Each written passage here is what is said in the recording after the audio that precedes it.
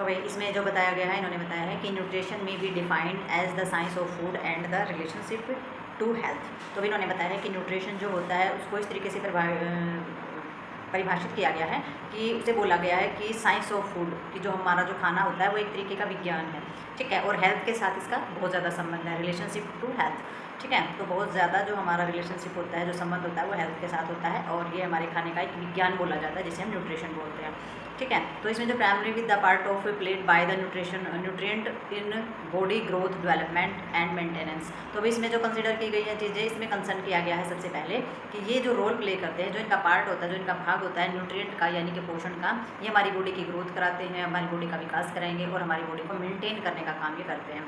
दे words nutrient और food factor is use for the specific dietary constituent such of the protein, vitamin and minerals.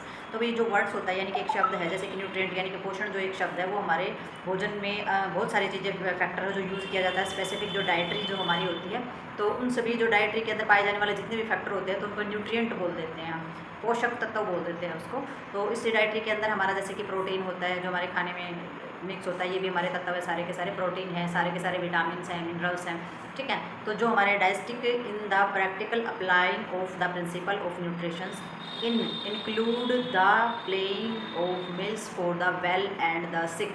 तो इन्होंने बताया है कि भाई जो हमारे जो डाइटिक जो चीज़ें हैं यानी कि जो डाइटिशियंस के द्वारा जो बनाई गई चीज़ें हैं उनके द्वारा एक प्रैक्टिकल एप्लीकेशन बनाया गया। प्रैक्टिकल एप्लीकेशन का मतलब ये होता है कि कौन सा पोषक तत्व कब कितने में और किस तरीके से खाना है। तो इसमें बनाने का ये मतलब होता है, ये तो नहीं है कि नमक जो है हम चम्मच ऐसे भर भर के खा लेते हैं, चीनी ऐसे ही खा लेते हैं। तो हमें पर्टिकुलर इस चीज़ के सिद्धांत हैं कि भाई नमक को किस तरीके से खाने में मिक्स करके ही खाया जा सकता है, चीनी को किस तरीके से खाने में मिक्स करके ही खाया जाएगा, किस में कितनी मात्रा खाई जाएगी। तो ये जो चीज़ें होती हैं ये हमारी जो प्रैक्टिकल एप्लीकेशंस के आधार पर, हमारे जो सिद्धांत होते हैं उनके आधार पर हमारे न्यूट्रिशन में सारी चीज़ें बनाई गई हैं, जिसमें जो मील जो हमारा तैयार किया जाता है, खाना जो फूड का जो हमारा एक पर्टिकुलर एक बेस बनाया जाता है, वो एक स्वस्थ आदमी के लिए भी एक डाइट प्लान होता है और एक बीमार आदमी के लिए भी बन सकता है, और अलग अलग बीमारियों के लिए अलग अलग डाइट प्लान भी बन सकते हैं हमारे, ठीक है। तो गुड न्यूट्रिशन मीन्स, और अच्छे न्यूट्रिशन का मतलब क्या होता है, maintaining a nutritional status that enable us to growth well and enjoy good health. तो ये अच्छे न्यूट्रिशन का मतलब हमारा ये हो जाता है कि जो मेंटेन कर सके, हमारे सारे के सारे पोषण तत्वों को मेंटेन कर सके, सारे के सारे स्टेटस को मेंटेन कर सके, हमें अच्छी ग्रोथ दे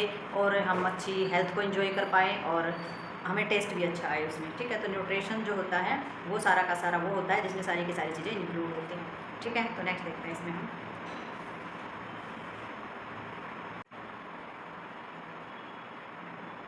तो भाई अब हम इसमें देखेंगे relationship of nutrition to health. तो इसमें रिलेशन देखना है हमने कि भी हमारे जो पोषक तत्व होते हैं उसके बीच में और हमारे स्वास्थ्य के बीच में क्या संबंध होता है। तो बहुत ही गहरा संबंध है इसमें।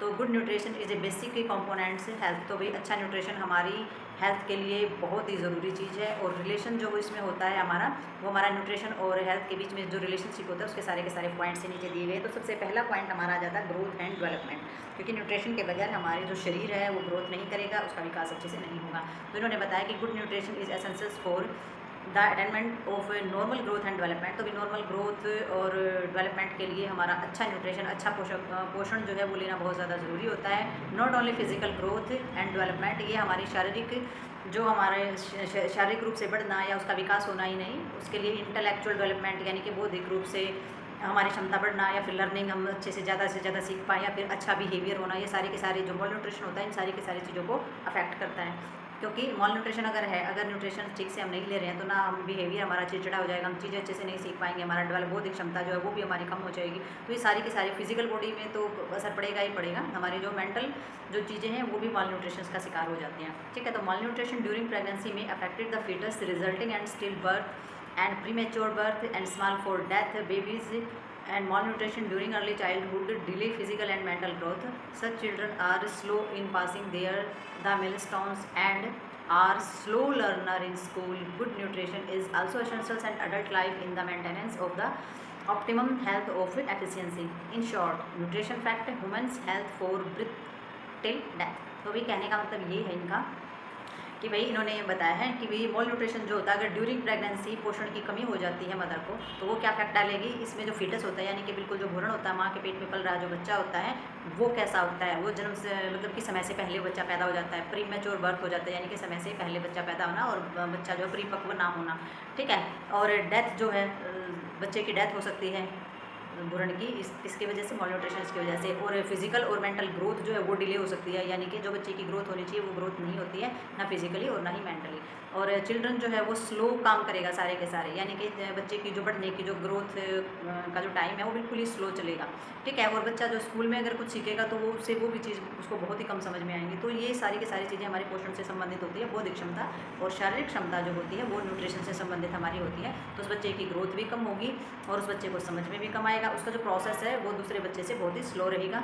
स्कूल में अगर वो कुछ सीख रहा है तो वहाँ भी उसका स्लो प्रोसेस रहेगा। और जो अच्छा न्यूट्रिशन होता है वो बहुत ज़्यादा ज़रूरी होता है एक एडल्ट इंसान के लिए भी, क्योंकि उसको मेंटेन करना होता है ऑप्टिमम हेल्थ, अपनी एफिशिएंसी के लिए, ऊर्जा के लिए, क्योंकि उसे काम करना होता है, सारी जिम्मेदारियां उठानी होती है। तो उसके लिए अच्छा न्यूट्रिशन जो है एक एडल्ट यानी कि जवान आदमी के लिए भी बहुत ज़्यादा ज़रूरी होता है। और अगर शॉर्ट में अगर देखें तो न्यूट्रिशन इफेक्ट जो होते हैं ह्यूमन हेल्थ के लिए बर्थ टिल डेथ, तो जन्म से लेकर के मृत्यु तक बहुत ज़्यादा इफेक्ट डालते हैं और बहुत ज़्यादा ज़रूरी होता है अच्छा न्यूट्रिशन लेना। ये नहीं है कि भी प्रेग्नेंट लेडीज है तब भी अच्छा न्यूट्रिशन लो, बुजुर्ग इंसान है उसको अच्छा न्यूट्रिशन दो या बच्चे को नहीं। जो न्यूट्रिशन होता है वो पैदा होते हैं तब से लेकर के और मृत्यु तक हमारा न्यूट्रिशन जो है वो अच्छा ही होना चाहिए हमारी बॉडी और वेट के हिसाब से, ठीक है। और नेक्स्ट देखते हैं इसके अंदर हम, तो पॉइंट 2 के अंदर हम देखेंगे स्पेसिफिक डेफिशिएंसी। तो स्पेसिफिक डेफिशिएंसी में हमारा आ जाता है कि भाई स्पेशल जो हमारी कमियां होती हैं, ठीक है, किसी चीज़ की कमी हो जाना। तो इसमें स्पेसिफिक जैसे कि मॉल न्यूट्रिशन जो है वो डायरेक्टली रिस्पॉन्सिबल होता है हमारा स्पेसिफिक न्यूट्रिशनल डेफिशिएंसी डिजीज़ के लिए, ठीक है। यानी कि अगर मॉल न्यूट्रिशन है, मॉल न्यूट्रिशन का मतलब हो जाता है पोषण तत्वों की जो कमी होती है वो बहुत ज़्यादा जिम्मेदार होती है हमारी जो कमी से होने वाली बीमारियों के लिए। तो कॉमनली जो रिपोर्टेड है हमारी इंडिया के अंदर क्वासिक्योर, तो क्वासिक्योर जो रोग होता है या मार्मस होता है या ब्लाइंडनेस होती है, ये विटामिन ए की कमी से होने वाले रोग होते हैं हमारे, ठीक है। विटामिन ए की कमी से होंगे, एनीमिया है, खून की कमी होना, बेरी बेरी रोग होना, गोइट्री है जैसे आयरन की कमी की वजह से एनीमिया में हो जाता है, बेरी बेरी जो रोग होता है विटामिन बी की कमी से हो जाता है, गोइट्री रोग है आयोडीन की कमी से हो जाता है। तो ये बहुत सारी जो डिजीज़ हैं ये हमारे मॉल न्यूट्रिशन की वजह से हो सकती हैं। और इसमें जो good nutrition there for the essentials for the prevention of specific nutrition deficiency disease and promoter of health. तो इसमें जो अच्छा न्यूट्रिशन होता है वो बहुत ज़्यादा ज़रूरी होता है। स्पेसिफिक न्यूट्रिशन की जो कमी होती है वो हमारी बहुत सारी बीमारियों को करने में, मतलब कि बीमारियां जो होती हैं हमारी वो बहुत सारी हो जाती हैं अगर न्यूट्रिशन की डेफिशिएंसी है तो न्यूट्रिशनल डेफिशिएंसी जो है वो बहुत ज़्यादा हमारी परेशान करती है। न्यूट्रिशन डेफिशिएंसी होती है तो हमारी बॉडी के अंदर जो है वीकनेस आती है और जो कार्य क्षमता होती है वो सारी की सारी बढ़ जाती है, यानी कि हम कार्य करने में, यानी कि ऊर्जा भी है जो वो भी कम हो जाती है हमारी। तो इसमें यही बताया है कि भी अच्छा न्यूट्रिशन जो होता है वो बहुत ही ज़्यादा ज़रूरी होता है prevention of specific nutrition deficiency. तो जो हमारी स्पेसिफिक न्यूट्रिशन की कमी से होने वाली जो बीमारियां होती हैं उनकी रोकथाम करता है और हमारी हेल्थ को प्रमोट करता है, ठीक है। नेक्स्ट इसमें आ जाता है रेजिस्टेंस टू इन्फेक्शन। तो अभी इन्फेक्शन को रोकने की जो क्षमता होती है वो भी हमें हमारे भोजन या आहार से ही मिलता है। तो मॉल न्यूट्रिशन जो है वो पेरिडिकोज इन्फेक्शन लाइक ट्यूबरकुलोसिस। तो भाई जो मॉल न्यूट्रिशन होता है वो तिब्बतिक जैसी बीमारियों को ज़्यादा बढ़ावा देने का काम करता है। एक तो ये बीमारी है, ऊपर से मॉल न्यूट्रिशन है तो बीमारी ज़्यादा बढ़ जाएगी, इन्फेक्शन जो है वो रेजिस्टेंस हो जाएगा, ठीक है, बहुत ज़्यादा ठहर जाएगा। तो इसमें जो इन्फ्लुएंस है हमारा कोर्स आउटकम में भी द क्लिनिकल डिसऑर्डर। तो इसमें सारी की सारी चीज़ें हमारी इसके अंदर आ जाती हैं कि भी क्या आउटकम है इसका और क्लिनिकल डिसऑर्डर क्या है और हमारा इन्फ्लुएंस क्या है कोर्स का ट्यूबरकुलोसिस के अंदर। और ये होता है किस वजह से, मॉल न्यूट्रिशन के रीज़न से ही होते हैं। और इसमें ये एग्रीवेट हो जाती है बहुत ज़्यादा mall nutrition affected of food intake absorption and metabolism. तो हमारी एग्रीवेट कब होती हैं, जब मॉल न्यूट्रिशन है और बहुत ज़्यादा खाने की वजह से बहुत ज़्यादा इफेक्ट पड़ रहा है, आप खाना अच्छे से नहीं ले रहे हैं या फिर खाने का एब्जॉर्प्शन अच्छे से नहीं हो रहा है या फिर उसकी पाचन क्रिया जो है वो अच्छे से काम नहीं करी, मेटाबॉलिज्म सिस्टम सही से काम नहीं कर रहा है। तो इसमें जो है जो रेजिस्टेंस ऑफ इन्फेक्शन होता है, यानी कि इन्फेक्शन का ठहर जाना, उसकी जो क्षमता होती है इन्फेक्शन की बहुत ज़्यादा बढ़ जाती है, उसकी जो प्रतिरोधक क्षमता है वो कम पड़ जाती है अगर मॉल न्यूट्रिशन है तो। और अगर न्यूट्रिशन कम्प्लीटली आप ले रहे हैं तो इन्फेक्शन अगर हो भी जाता है तो वो उसको कवर कर सकता है, ठीक है। तो हमारे अंदर इन्फेक्शन को कवर करने की क्षमता होती है, इन्फेक्शन को क्योर करने की क्षमता होती है। तो इसमें इन्फेक्शन जो है वो रेजिस्टेंस हो जाता है अगर आपके अंदर मॉल न्यूट्रिशन की प्रॉब्लम है तो, ठीक है। तो नेक्स्ट देखते हैं इसमें, और एग्रीवेट मॉल न्यूट्रिशन की वजह से और भी ज़्यादा एग्रीवेट हो जाती है चीज़ें, कोई भी बीमारी है चाहे। नेक्स्ट देखते हैं इसमें, नेक्स्ट हमारा इसके अंदर आ जाता है मोर्टालिटी एंड मोबिलिटी रेट। तो भाई इसमें हमारी मृत्यु दर और बीमारी दर के बारे में बताया। मोर्टालिटी और मोबिलिटी जो रेट जो हमारा हो जाता है, indirect effect of malnutrition on the community are even most taking a high general death rate, ठीक है, high infant mortality rate, high risk high sickness rate और लोअर एक्सपेक्टेशंस लाइफ, ठीक है। तो इसमें इन्होंने बताया है कि भाई जितना भी हमारा बीमारी की दर है या फिर जो मृत्यु की दर है वो इनडायरेक्ट इफेक्ट किस चीज़ का है हमारी कम्युनिटी के अंदर, मॉल न्यूट्रिशन का, ठीक है। तो मोल न्यूट्रिशन से जो हमारा होता है वो हमारा इनडायरेक्ट इफेक्ट डालता है कम्युनिटी के अंदर जो भी हमारी प्रॉब्लम्स पाई जाती हैं, जैसे कि सामान्य तौर पर जो मृत्यु दर ज़्यादा है, छोटे बच्चों की जो बीमारियां और मृत्यु दर बहुत ज़्यादा बढ़ती जा रही है, बहुत ज़्यादा बीमारियां बढ़ती जा रही हैं, और हमारे जो एक्सपेक्टेशंस हैं वो कम हो गई हैं जीवन के प्रति। तो ये सारी के सारी किस चीज़ इनडायरेक्टली कौन असर डाल रहा है इस चीज़ पे? हमारा मोल न्यूट्रिशन यानी कि पोषण की कमी।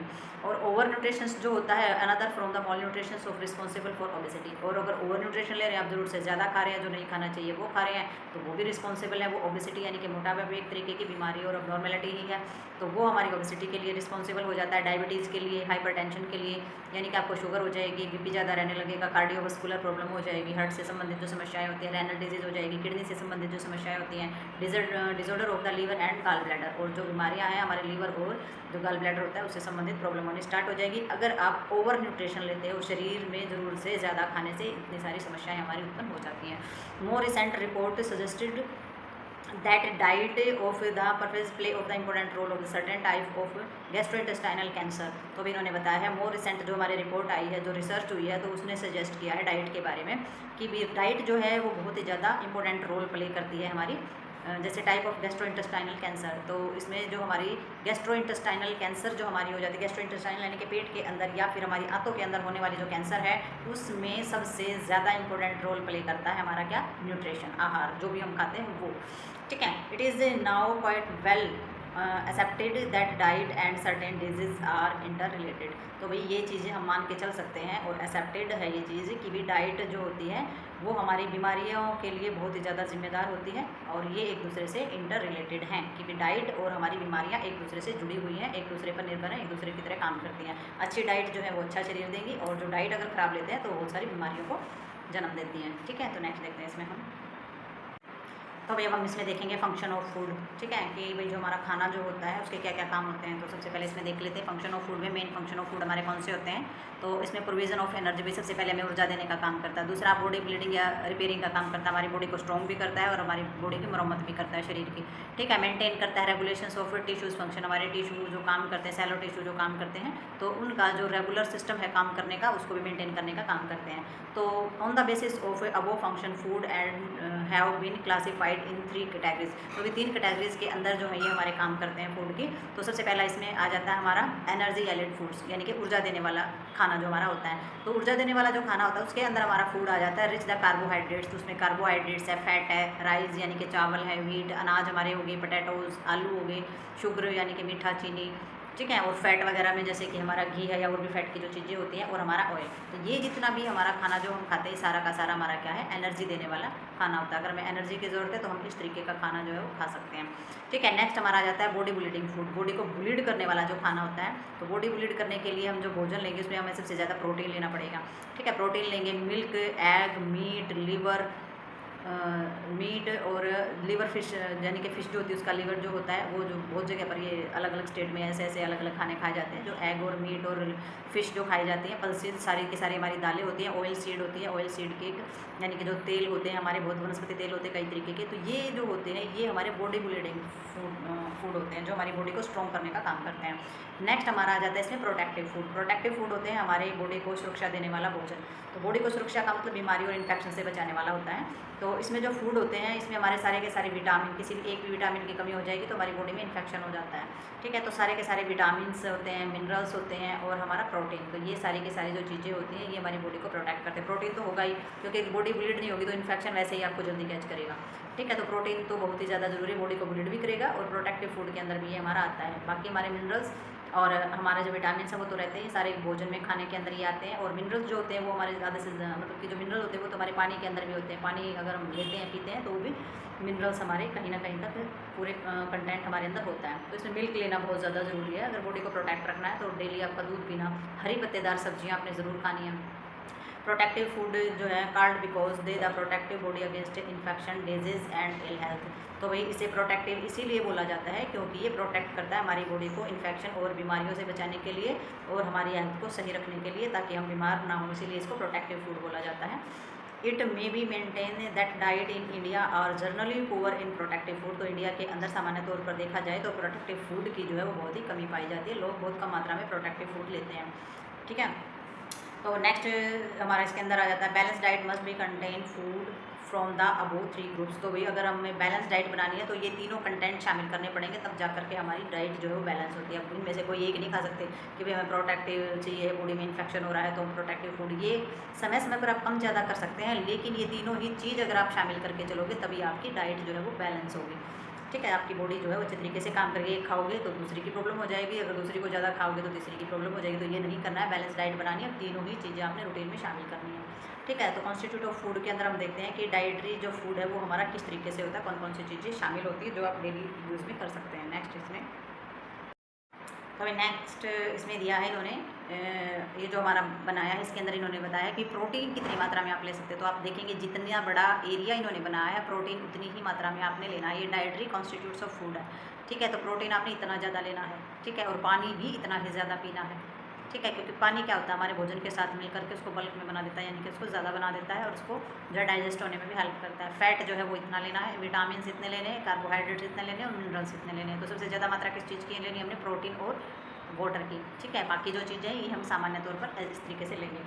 तो इसमें जो है प्रोटीन है, fat, carbohydrates, card of the proximate principles of energy gallate foods. तो भाई इनको एनर्जी देने वाला जो खाना है वो बोला जाता है प्रोटीन, फैट, कार्बोहाइड्रेट, जो सारी की सारी जो चीज़ें हैं वो इसके अंदर मिलाई जाती हैं और तब ये हमारा एनर्जी भी देता है और ये हमारा प्रोटेक्टिव फूड भी हमारा होता है। और इसमें अगर टुगेदर विद वाटर, और जो ये हम सारी चीज़ें ले रहे हैं यानी कि प्रोटीन ले रहे हैं, कार्बोहाइड्रेट्स ले रहे हैं, इन सारी चीज़ों के अंदर अगर वाटर भी मिक्स कर दिया जाए टुगेदर, यानी कि पानी के साथ मिला दिया जाए, तो they from the bulk of food, तो ये भोजन ज़्यादा मात्रा में कर देता है। और human body has the following अप्रोमैक्स्ड ऑफ द कंपोजिशन। और ह्यूमन बॉडी के लिए जो हमारा ज़रूरी होता है खाना एनर्जी के लिए, बॉडी बिल्ड के लिए, तो वो हम इसमें देखेंगे। तो इसमें देख सकते हैं टेबल के अंदर कंपोजिशन दी हुई है। वाटर जो है वो 63%। ठीक है, ये ह्यूमन बॉडी के हिसाब से है जो वो कंज्यूम करना है आपने। तो ये 63% पानी लेना चाहिए। प्रोटीन जो है वो 17%, फैट जो है वो 12%, मिनरल जो है वो 7% और कार्बोहाइड्रेट जो है वो 1%, यानी कि मीठे की मात्रा जितनी कम हो उतना ही ठीक है। मिनरल बहुत ज़्यादा लेना, पानी आप बहुत ज़्यादा मात्रा में पिएंगे। फैट लेना भी इतना ही ज़्यादा ज़रूरी होता है क्योंकि एनर्जी नहीं मिलेगी अगर आप फैट नहीं लेंगे।